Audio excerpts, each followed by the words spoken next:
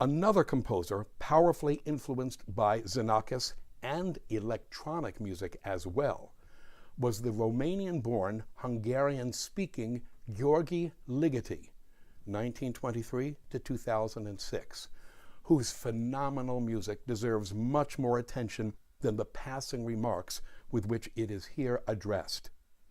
My friends, Ligeti's war experiences were more harrowing than any other composer discussed in this course. As a Jew, he was forced into slave labor in 1943 by the Nazis. His brother died at the Mauthausen concentration camp, and both his parents were deported to Auschwitz. His mother was the only member of his immediate family to survive the war. Ligeti's Atmospheres for Orchestra of 1961 is his first mature masterwork, a piece of sound mass music that opens with one of the most astonishing cluster sonorities ever put on paper. 59 different pitches spread out across a 5.5 octave span are quietly played simultaneously. It is from this massive, mysterious cluster that the piece evolves as sonorities slowly merge one into another, creating an ebb and flow of blur and focus, of chromatic haze and sharply etched sounds.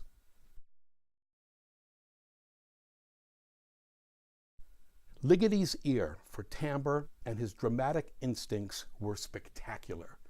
The body of work he composed in the 1960s represents, to my ear, the pinnacle of sound mass music. 3 of Ligeti's greatest works from this period, Atmospheres, Requiem, composed in 1965, and Lux Aeterna of 1966, were all used without permission by Stanley Kubrick in the soundtrack for 2001, A Space Odyssey of 1968.